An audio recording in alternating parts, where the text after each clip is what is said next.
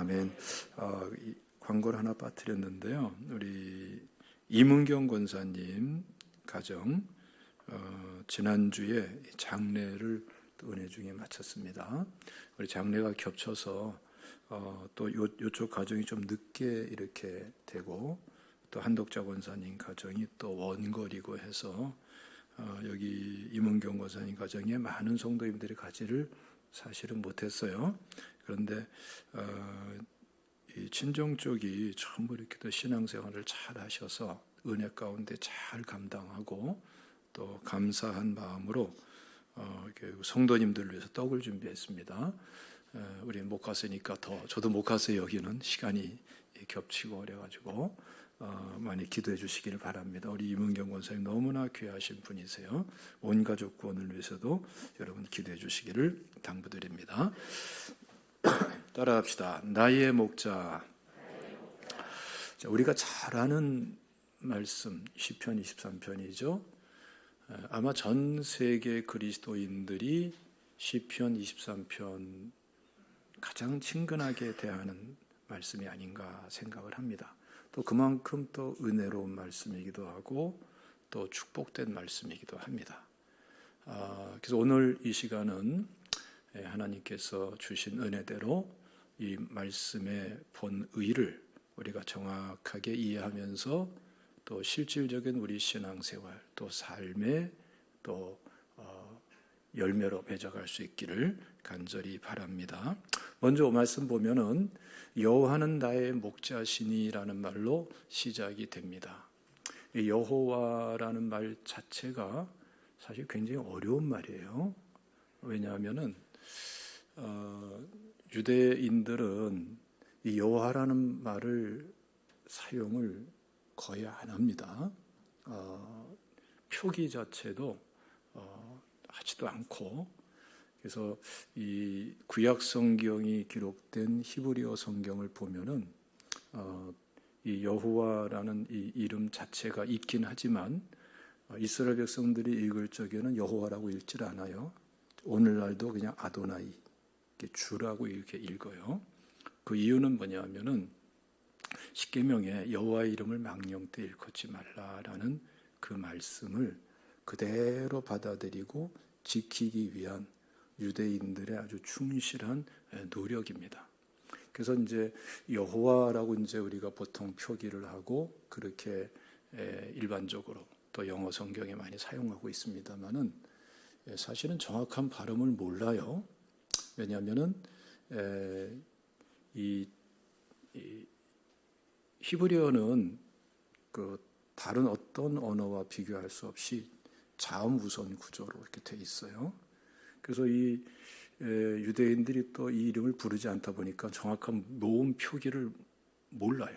구전된 애로다가 이게 지금 어떻게 됐는지 모르는 거예요. 보통 뭐 야훼라고 이렇게 많이 사용하기도 하는데 그것도 정확한 표기는 아니에요. 모른다라는 게 정확한 거고 뭐 여러 가지 발음으로 할 수가 있죠. 근데 아도나이라는 말, 주라는 말의 모음을 이 야훼라고 만약에 부른다면은 그 단어에다가 합치면은 예호바. 그래서 이제 이렇게 부르는 거예요.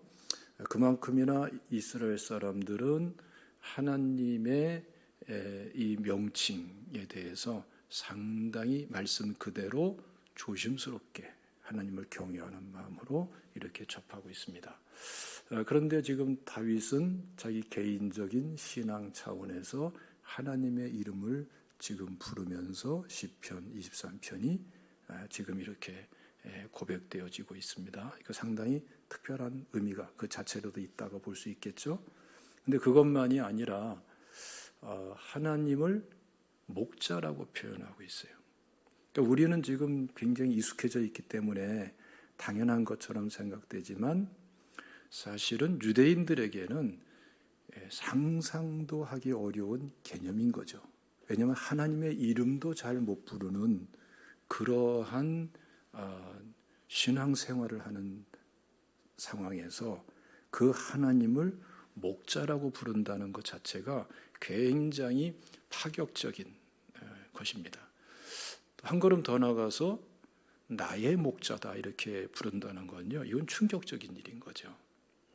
그러나 이 다윗은 오늘 20편, 23편 말씀 보면은 여호와는 나의 목자시니라고 이렇게 하나님을 찬양하며 나갑니다.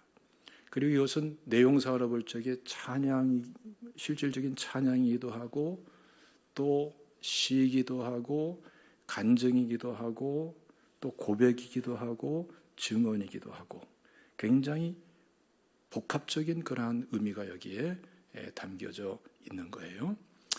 이러면서 하나님께 나가는데 여기에서 이제 중요한 거는 어떻게 해서 다윗이 이렇게 여호와를 나의 목자라고 부를 수 있었는가라는 부분입니다. 만약에 다윗이 율법주의적인 관점에서 하나님을 만나고 있었다면 또는 어떤 공식적인 입장에서 또는 형식적인 입장에서 하나님을 만나고 있었다면 다윗은 여호와는 나의 목자시니라고 이렇게 부르지를 못했을 거예요. 다윗에게 체득되고 터득된 신앙생활이 그럼 어떤 것일까요?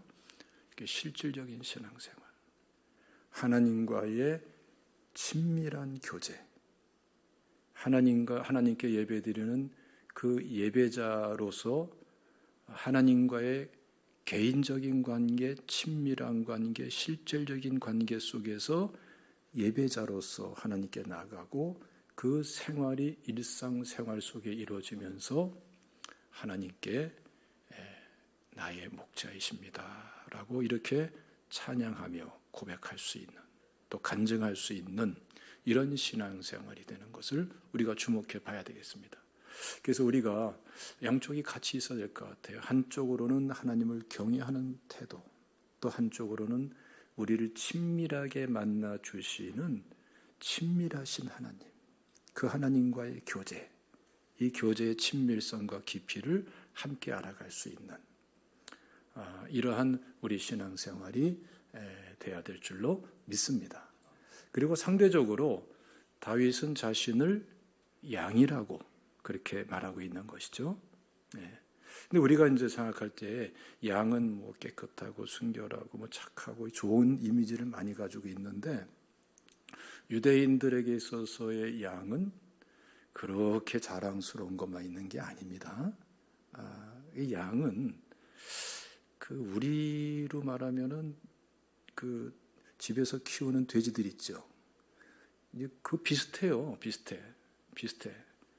돼지가 멀리 못 보잖아요. 앞만 보잖아요. 먹을 거 밝히잖아요. 그렇죠? 아무 데나 들어놓고 뭐 깨끗하지도 않아요. 또 돼지 고집 엄청 셉니다. 양이 꼭 그렇습니다. 양이. 시력이 안 좋아서 한 2, 3m 이상을 못 본다고 그래요. 그리고 늘 꼴을 찾아서 머리를 땅에다가 들이밀고, 그 양은 늘 땅을 보고 있지, 저 먼 산을 바라보고 있는 양은 그림의 양이지 실제 양은 그렇지가 않은 것이죠. 또 고집은 또 얼마나 센지. 귀만 아주 예민하게 발달해서 목자의 음성을 듣고 그에 따라서 사는 것이 양의 특성인 것입니다. 그래서 우리로 말하면은 집에서 키우는 돼지인데 이 돼지도 왜 새끼 돼지는 귀엽잖아요. 그렇게 귀여운 돼지 이 정도. 그래서 우리 언어로 말하면은 우리 순진하다 이런 말 있죠. 순진하다라는 말이 굉장히 여러 가지 뉘앙스를 지니는데 우리 그런 말도 하지 않습니까? 아이고 순진하네, 순진해. 그런 거예요. 사람이 착하고 뭐 그렇게 순수함은 있는데 그건 좋지만 좀 바보 같아. 이런 뉘앙스가 담겨 있단 말이에요. 여기에 해당되는 것이 바로 양이라는 개념인 거예요. 그래서 다윗은 자기는 이렇게 정말 순진합니다. 나는 내 앞가림도 못합니다. 그 자기의 부족함을, 인간의 한계를 인정하는 사람이 바로 이 다윗이었어요. 그렇기 때문에 나는 하나님이 필요합니다. 하나님이 내 인생의, 내 매일의 삶의 목자가 되어 주셔야 됩니다.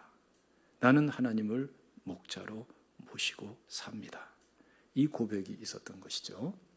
여러분, 우리도 하나님과의 관계에서만큼은 이러한 겸허해 줄 수 있는 지혜가 필요한 줄로 믿습니다. 그런데 우리가 좀 더 구체적으로 보면은 하나님을 목자로 모시고 자기를 양으로 이렇게 관계 규정을 할 때에 도대체 구체적으로 어떤 관계냐, 어떻게 그 관계가 이루어지는 것인가, 이게 좀 모호할 수가 있어요. 예수님이 여기에 대해서 명확하게 정리해 주셨죠. 요한복음 10장 말씀 한번 다 같이 읽겠습니다. 요한복음 10장 27절 말씀 다 같이 읽겠습니다. 시작. 내 양은 내 음성을 들으며 나는 그들을 알며 그들은 나를 따르느니라. 예수님께서 정의해 주신 목자와 양의, 하나님이 목자일 경우에 양과의 관계가 어떻게 관계 설정이 되느냐, 이걸 말씀하는 거예요. 내 양은 내 음성을 들으며. 우리가 하나님이 나의 목자가 되어주세요라고 할 적에 우리는 어떻게 해야 돼요? 그렇다면은 주님의 음성에 귀를 기울여야 되는 거예요. 믿습니까? 예. 그럴 때 주님께서는 우리를 아신다고 그래요. 여기 안다는 말은 굉장히 독특한 말이에요. 기노스코라는 말인데, 이거는 피상적으로 아는 것이 아니라 전인격적으로 아는 것이고, 그리고 사실은 경험적으로 아는 거예요. 경험적으로. 하나님께서는 창세전에 우리를 택하셨다고 에베소 1장 4절에서 말씀하시죠. 그리고 그 미리 아신 자들을 하나님께서 부르시고 구원의 은혜를 주신 거예요. 그러니까 우리를 아시되 정말 철저하게 우리를 아시고 우리를 모든 걸 지켜보면서 그러면서 경험적으로 아시는 그 주님께서 내 음성을 듣는 그 사람이 양이다. 그리고 그 음성을 듣고 나를 따르는 사람이 양이다. 이렇게 말씀합니다. 그래서 오늘 이 시간에 여러분 이 점검을 딱 해볼 수가 있어요. 당장에 누구를? 남을 점검하지 말고 나만 점검하면 돼. 내가 양인가 아닌가? 양인가 염소인가? 뭘 점검하면 되겠어요? 내가 하나님의 음성에 귀를 기울이고 그 하나님의 음성대로, 하나님의 말씀대로 하나님을 따르고 있는가? 그러면은 양이에요. 그렇지 않으면은 분명하게 뭔지는 모르지만 신분은 양일지라도, 신분은 자녀일지라도 실제 삶은 얼마든지 염소가 될 수가 있어요. 한번 옆사람과 함께 한번 서로에게 물어봅시다. 나는 염소인가요? 양인가요? 시작. 나는 염소인가요? 양인가요? 우리 판단, 평가까지는 하지 맙시다.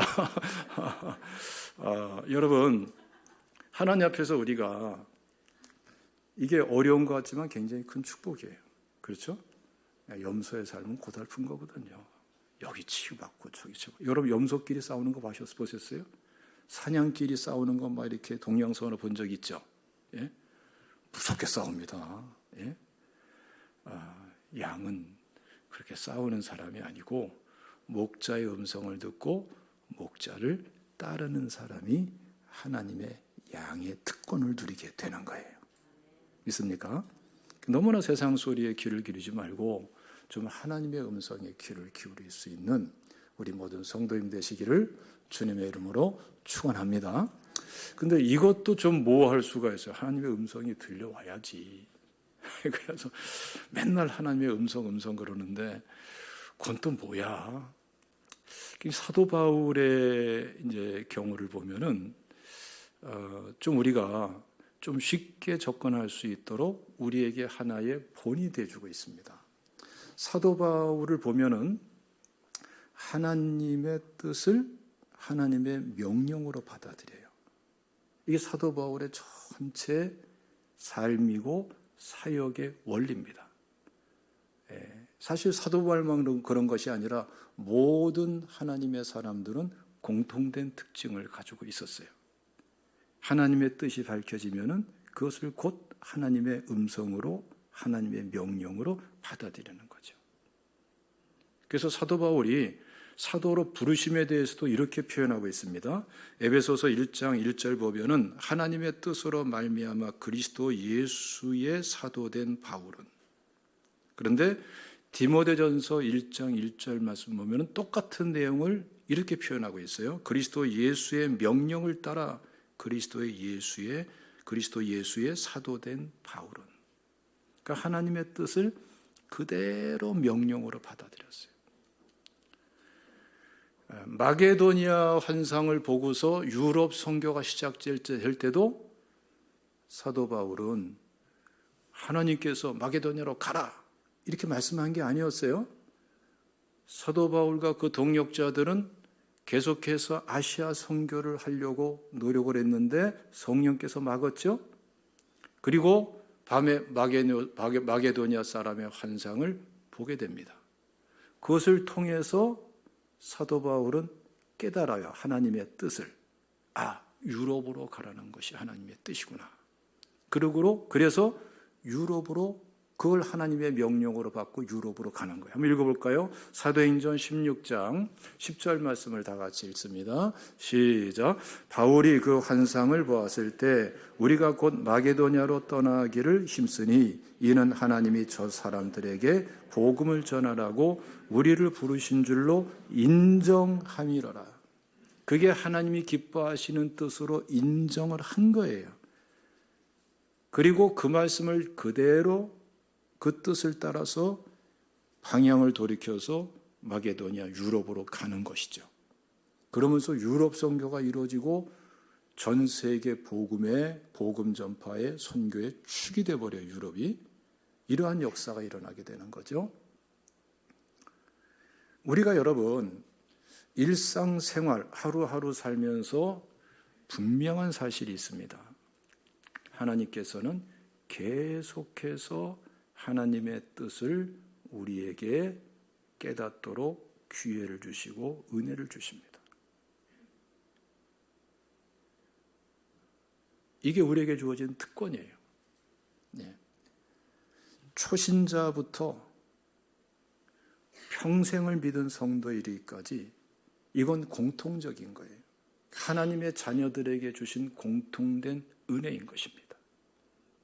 우리가 이것을 잘 분별하지 못하기 때문에 모를 뿐이지 계속해서 하나님께서는 작아 보이는 것부터 커 보이는 일까지 일상생활 속에서 일부터 사업과 직장과 가정과 모든 사회생활에 이르기까지 하나님께서는 끊임없이 하나님이 기뻐하는 게 이것이다라고 계속해서 하나님의 뜻을 우리에게 전해주십니다.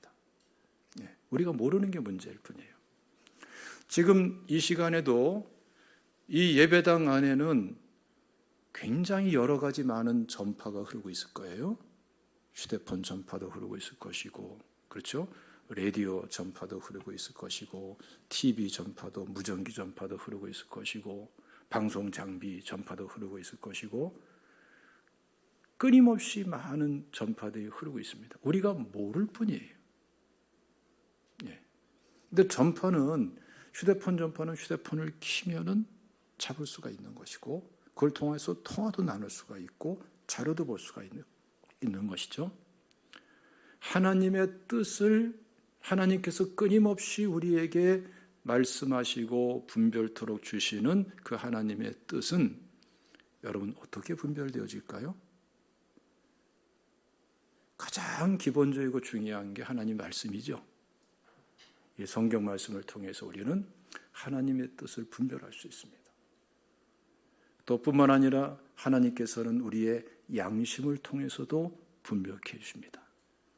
때에 따라서는 죄책감을 통해서도 하나님의 뜻을 분별케 하십니다. 때에 따라서는 미워하는 것이냐 하는 거냐라는 그 기준을 통해서도 하나님의 뜻을 분별하게 하십니다. 때에 따라서는 성령께서 직접 말씀하시기도 하시죠. 그리고 때에 따라서는 꿈을 통해서도 말씀하시고 환상을 통해서도 말씀하시고 또 우리 성도에게 주신 성령께서 허락하신 그러한 여러 가지 다양한 은사를 통해서도 하나님의 뜻을 밝혀주시고 또는 다른 지체들을 통해서도 밝혀주시고 때에 따른 환경을 통해서 밝혀주시고 사건을 통해서도 하나님께서는 하나님이 기뻐하시는 뜻을 밝혀주시고 모든 사건, 모든 일이 다 하나님의 뜻은 아니지만 분명한 사실은 뭐냐 하면은 하나님의 자녀들에게는 그 많은 일 속에서 하나님의 기뻐하시는 뜻을 분명히 알 수 있도록 하나님은 은혜를 주시는 거예요. 왜 근데 이게 안 되죠? 왜 안 될까요? 전파가 혼선이 돼 있거나 휴대폰이 꺼져 있으면 이게 안 되죠. 예? 예. 그것처럼 하나님께서 하나님의 뜻을 밝혀주지 않아서 안 되는 게 아니라 우리가 준비가 안 돼서 안 되는 거예요.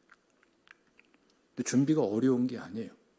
휴대폰에 전원을 키면은 휴대폰 전파가 잡히듯이 우리 쪽에서 간단하게 기본적이게 준비되면은 하나님의 뜻을 분별할 수 있도록 은혜가 주어지게 되는 거예요. 할렐루야. 여기서 가장 중요한 게 뭐냐면은 정직입니다. 정직. 정직하게 회개하고 정직하게 하나님의 뜻에 따르고자 하면은 그러면 어느새 성령께서 하나님의 뜻을 알 수 있도록 분별할 수 있도록 은혜를 주십니다. 이게 성도에게 주어진 축복이에요. 믿으시기를 축원합니다. 할렐루야. 그래서 예수님께서 약속한 거 아닙니까? 요한복음 14장 16절 말씀 보면은 내가 아버지께 구하겠으니 그가 또 다른 보혜사를 너에게 주사 영원토록 너희와 함께 있게 하리리. 요한복음 14장 26절 말씀 보면 보혜사 곧 아버지께서 내 이름으로 보내실 성령 그가 너희에게 모든 것을 가르치고 내가 너희에게 말한 모든 것을 생각나게 하리라. 성령으로 아니하고는 그리스도를 주시라 할 수 없느니라 그랬어요. 너희가 하나님의 성전인 것과 하나님의 성령인 너희 안에 거하시는 것을 알지 못하느냐 그랬어요. 예수 그리스도께서 약속하신 그 성령은 이미 우리가 예수 믿을 때부터 함께 하셨고 그리고 성령은 우리를 성전으로 삼고 함께 하시고 영원토록 함께 하세요. 그리고 하나님께서 기뻐하시는 뜻을 매 순간마다 가르쳐 주시고 생각나게 하시는 겁니다. 우리가 정직하게 하나님과 채널을 제대로 맞추기만 하면 되는 거예요. 회개할 것 회개하고 믿을 건 믿고 감사할 것 감사하고 순종할 것 순종하며 나가면은 하나님께서는 알게 해 주세요. 할렐루야. 네. 이것이 여러분 우리 일상생활 속에 일어날 수 있는 일상생활 속에 커 보이든 작아 보이든 하나님의 뜻을 분별하고 그대로 행하고 또 하나님이 기뻐하는 뜻대로 행하고 이게 우리 그리스도인의 삶이에요. 이게 바로 성령을 따라서 행하는 삶이기도 하고 말씀에 사로잡힌 삶이기도 하고 은혜에 사로잡힌 삶이기도 하고 추상적인 개념이 아니라 실질적인 신앙생활은 이렇게 이루어지는 것입니다. 그러므로 사랑하는 성도 여러분, 오늘 이 시간부터 여러분 하나님 앞에서 모호한 신앙생활하지 마시고 정직하게 하나님의 뜻을 따라 행할 것을 결단하시고 사모하시기를 주님의 이름으로 축원합니다. 방해되는 죄는 회개하면 되고 그러면 성령께서 역사하세요. 할렐루야. 알게 하세요. 지금 이 순간도 여러분들이 깨달아지는 것들이 많이 있을 것입니다. 바로 거기에 충실하세요. 아직 안 준 것에 매달리지 말고 지금 주신 것에 충실하세요. 이 순간 하나님께서 분별케 해주신 하나님이 기뻐하시는 뜻을 따라서 한 발자국 한 발자국 가는 것. 그것이 어느새 훈련이 되고 또 또 자꾸 새롭게 터득이 되고 더 알아가지고 말씀을 따라 성령을 따라 하나님의 뜻을 따라 사는 게 이거구나라는 것이 자연스럽게 한 번, 두 번 되면서 체득되어지고 성령의 은혜로 말씀의 은혜로 사는 여호와는 나의 목자시니라고 자신 있게 확신 있게 고백하면서 사는 신앙생활이 이루어지게 되는 줄로 믿으시기를 축원합니다. 할렐루야. 오늘 본문 말씀 보면은 이렇게 하나님을 나의 목자로 모시고 살 때에 주어지는 실제성, 체험이라고 말할 수 있고 경험이라고 말할 수 있고 해답이라도 말할 수 있고 굉장히 다양하게 말할 수 있겠죠. 실질적인 은혜가 네 가지 나타나고 있어요. 우리 한번 2절 말씀 다 같이 읽습니다. 시작. 그가 나를 푸른 풀밭에 누이시며 쉴만한 물가로 인도하시는도다. 제가 다들 우려하겠으면 저도 우려하고 있어요. 지금 대통령 선거가 끝나면은 경제 환경 지표가 확 달라질 것으로 우려들을 하죠. 전 세계적으로도 그렇지만 우리나라는 마찬가지로 인플레이션이 굉장히 높아질 것이 아니냐. 또 세금이 높아질 거 아니냐. 또 경제 환경이 지금 많이 무너져 있기 때문에 이것도 만만치 않게 되지 않겠냐. 금리가 올라가지 않겠냐. 원달러 환율은 또 굉장히 이미 뛰었죠. 더 뛰지 않겠냐. 위기 상황이 예측되고 지금은 잔뜩 찍어 누르고 있는데 선거 끝나면은 막 현실이 되지 않겠느냐. 이런 우려들을 많이 하는데 대통령 선거 때까지 기도로 준비하면서 하나님을 나의 목자로 모실 준비를 하는 게 제일 중요한 거예요. 왜 그러냐면은 오늘 말씀 보면 그가 나를 푸른 초장에 누이시며 쉴만한 물가로 인도하시는 도다. 뭘 말하는 거죠? 양에게 있어서 의식주의 문제, 물질, 경제 이 모든 것은 한마디로 푸른 초장, 쉴만한 물가 여기에 다 함축되어 있는 것이죠. 그러니까 다윗은 이걸 고백하는 거예요. 하나님을 나의 목자로 모시니까 여러 가지 역경이 있어도 그 가운데서 하나님께서 물질 문제, 경제 문제, 의식주 문제를 형통하게 인도하시더라. 그걸 간증하고 있는 거예요.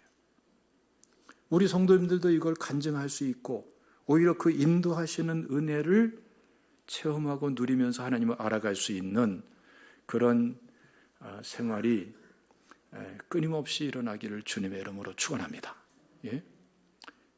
이 다윗 같은 경우는 사울에게 쫓기다가 결국은 블레셋 땅 아기스에까지 도망간 적이 있어요. 그런데 아기스 왕의 신하들이 의심을 하죠. 그래서 막 침을 질질 흘리면서 미친 채 하면서 도망 나오게 되죠. 얼마나 비참합니까? 골리앗을 쳐 죽인 사람이. 꼬라지가 말이 아니죠. 그런데 이 당시에 하나님을 찬양하고 지은 시편 34편 보면은 아주 뜻밖의 규절이 나와요. 한번 읽어봅시다. 시편 34편 10절 말씀 시작. 젊은 사자는 궁핍하여 줄일지라도 여호와를 찾는 자는 모든 좋은 것에 부족함이 없으리로다. 하나님이 이 역경 속에서도 물질 문제에 형통함을 부족함이 없도록 주시더라 이거죠. 아마 이 자리에도 이 은혜를 체험하신 분들이 많이 있을 거예요. 하나님께서는 이렇게 실질적인 하나님이세요. 그래서 신앙생활을 제대로 하는 사람이 축복된 사람이에요. 또 한 가지는 영적인 문제에서 하나님의 해답이 되는 걸 체험할 수가 있습니다. 자, 우리 3절 다 같이 읽습니다. 시작. 내 영혼을 소생시키시고 자기 이름을 위하여 의의 길로 인도하시는도다. 다윗도 영적 침체기가 있었어요. 사실 여러 번 있었어요. 그런데 영적 침체의 특성이 뭐냐면은 다른 방법으로 해결이 안 돼. 돈으로도 안 되고, 무슨 뭐 지식으로도 안 되고, 뭐 다른 사람으로도 안 되고, 뭐 계획을 잘 짠다고 되는 것도 아니고, 결심으로도 안 돼요. 영적 침체는 그렇게 해결되지가 않아요.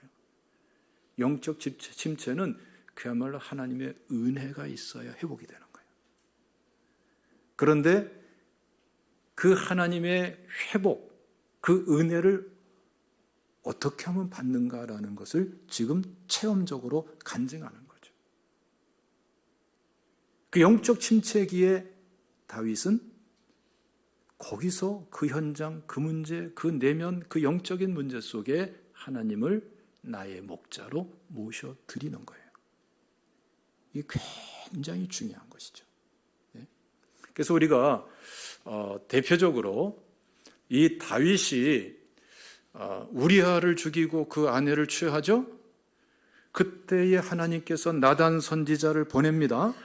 그리고 다윗의 잘못을, 죄를 지적하죠. 이때는 이미 다윗은 영적 침체에 빠질 대로 빠져 있는 상태예요. 그런데 이 영적 침체에서 헤어나오는 이 다윗의 모습을 보십시오. 나단 선지자가 왕에게 잘못을 지적하는데 겸손하게 하나님 앞에, 그 말씀 앞에 나가서 하나님을 목자로 모셔드리면서 그의 기도가 쫙 펼쳐지지 않습니까? 그게 바로 시편 51편인데요. 읽어보겠습니다. 시편 51편 10절부터 쭉 읽겠습니다. 시작. 하나님이여 내 속에 정한 마음을 창조하시고 내 안에 정직한 영을 새롭게 하소서. 나를 주 앞에서 쫓아내지 마시며 주의 성령을 내게서 거두지 마소서. 주의 구원의 즐거움을 내게 회복시켜 주시고 자원하는 심령을 주사 나를 붙드소서. 보세요. 내게 정한 마음을 창조하시고 정직한 영을 새롭게 해주세요. 나를 주 앞에서 쫓아내지 마시고 내게 성령을 거두지 마시옵소서. 이러한 이 다윗의 기도 모습 내용 보십시오. 이건 그야말로 자기 영적인 문제의 목자는 내가 아니라 왕권이 아니고 왕의 권세도 아니고 하나님이십니다. 그러니까 하나님을 목자로 모셔드리는 사람은 그 어떤 영적인 침체에서도 회복이 돼요. 부흥이 일어나요. 회개문이 열려요. 죄에서 자유케 돼요. 오히려 쓰임받는 사람이 돼요. 그래서 다윗이 그렇게나 훌륭한 사람이 된 거예요. 여러분, 오늘 이 시간부터 영적 침체에 사로잡혀서 허송세월 보내는 사람 한 분도 없으시기를 주님의 이름으로 축원합니다. 세 번째로는 사회생활에서 하나님께서 도우시고 역사하심을 체험하게 됩니다. 자, 4절 읽습니다. 시작. 내가 사망의 운침한 골짜기로 다닐지라도 해를 두려워하지 않을 것은 주께서 나와 함께 하심이라. 주의 지팡이와 막대기가 나를 안위하시나이다. 양이 실수로 굴러 떨어져서 뭐 바위 틈에 낄 수도 있고, 그렇죠? 또 절벽에서 떨어져서 걸려 있을 수도 있고 실수를 할 때가 있죠. 그럼 목자는 어떻게 하죠? 손을 내밀어서 양을 끌어올리려고 그러는데 팔 길이가 안 되죠. 그래서 목자는 항상, 이스라엘의 목자는 지팡이를 가지고 다닙니다. 여러분들 그 사진이나 그림이나 이런 걸 보면 그 지팡이 특징이 있죠. 저 끝에는 갈고리처럼 이렇게 돼 있어요. 예? 그 지형의 특성 때문에 그 지팡이가 그렇게 발달이 된 거예요. 그러면 그 지팡이를 내려가지고서 그 구부러진 곳으로 해가지고 목을 걸든지 허리를 걸든지 양을 갖다 끌어올리는 거예요. 지금 그 장면을 얘기하는 거예요. 그럼 막대기는, 이거는 이제 양이 실수가 아니고 양이 고집이 있잖아요. 고집이. 그래가지고 막 이 양떼를 벗어라고 목자를 떠나가지고 지멋대로 먹을 것 탐하다가 그냥 자꾸 곁길로 나가면서 자꾸 어디로 가지 도망가 버리는 이러한 이 양들은 이때는 막대기가 동원되라, 막대기가. 예? 막대기로 딱딱 때리고, 예? 다치지 않을 만큼 때려가지고서, 그래가지고서 무리 안에 들어와서 목자를 따라가도록. 예. 그러니까 우리 삶에, 우리 인생길에 목자 대신 하나님의 지팡이도 필요하고 막대기도 필요했어요. 그렇죠? 아무리 훌륭한 권사님이라 하더라도 지팡이와 막대기가 필요하고, 아무리 성자 같은 분이라 하더라도 거기까지 되기까지는 수없이 많은 지팡이와 막대기의 사용이 있었기 때문에 그렇게 간 거예요. 왜? 세상이 험하고 사람이 불완전하기 때문에. 하나님께서는 사망의 음침한 골짜기 같은 데 굴러떨어지고 실족하고 곁길에 나가고 이러기 쉬운 우리를 하나님께서는 우리의 목자가 되어서 인도해 주시는 분이십니다. 그리고 그 매 순간마다의 중요한 양의 마음 중심, 영적인 상태는 뭐예요? 예, 목자의 음성에 귀를 기울이고, 예, 목자가 밝혀주시고 깨닫게 해주시는 그 뜻을 따라서. 그렇죠. 지팡이로 끄집어내는데 몸부림치고 도망가면 떨어져 죽는 거죠. 예? 막대기로 가라고 툭툭툭 때리고 하면은 그 말 좀 듣고 좀 들어와야 되는데 그냥 반항하고 도망가면은 그 양은 잡아먹어야지. 그렇지 않겠어요? 도대체 키울 수가 없으니까 그런 양이 돼버리고 말겠죠? 그것처럼 여러분, 양의 중심이 하나님을 향할 때에 하나님은 지팡이와 막대기로 안전하게 보호하시고 인도하시고 축복하시는 하나님이세요. 믿으시기를 축원합니다. 자, 마지막 네 번째로는 인간관계의 문제에서 놀라운 체험을 하게 되는데요. 아마 이 체험하신 분들도 많이 있으리라 제가 생각을 합니다. 자, 5절 읽어봅시다. 시작. 주께서 내 원수의 목전에서 내게 상을 차려주시고 기름을 내 머리에 부으셨으니 내 잔이 넘치나이다. 자, 원수라고 말했어요. 악한 자와 원수가 달라요. 악한 자는 그냥 악한 사람이고 그 악한 것 때문에 다른 사람에게 피해를 주는데 나한테는 간접적인 피해가 오겠죠? 그런데 원수는 뭐예요? 악한 자인데 직접적으로 나한테 피해를 주고 고통을 준 사람. 그렇죠? 그런데 이미 지난 시간에 나한테 고통을 주고 피해를 준 사람. 그리고 지금도 나한테 귀에만 있으면 피해를 주고 고통을 주고자 하는 이 악한 자가 나에게 직접적인 가해자가 돼 있을 때에 이걸 원수라고 그러는 거예요. 원수. 원수가 있어요, 없어요? 얼마든지 있을 수가 있어요. 예? 그런데 이러한 원수 같은 사람들이 이 세상길에는 있지만 하나님의 자녀는 원수랑 싸우는 게 아니에요. 이게 승리의 비결입니다. 오히려 그 왼수랑 붙잡고 씨름하는 게 아니고 그건 놔버려. 그리고 오히려 더 적극적으로 그 왼수와의 문제, 왼수와의 관계, 이 관계 속에서 하나님을 나의 목자로 모셔드리는 거예요. 그래서 악을 악으로 욕으로 갚지 말고 도리어 복을 빌라는 겁니다.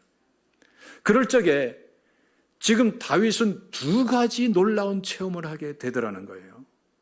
예? 저도 이 체험 많이는 안 했어도 여러 번 했어요. 실제로 되더라고요. 예? 이 왼수 같은 인간이 있는데 그 사람하고 씨름하고 그 문제하고 씨름하는 게 아니라 그 사람 그 문제하고 씨름하면 내 마음도 상하고 자꾸 악해져요.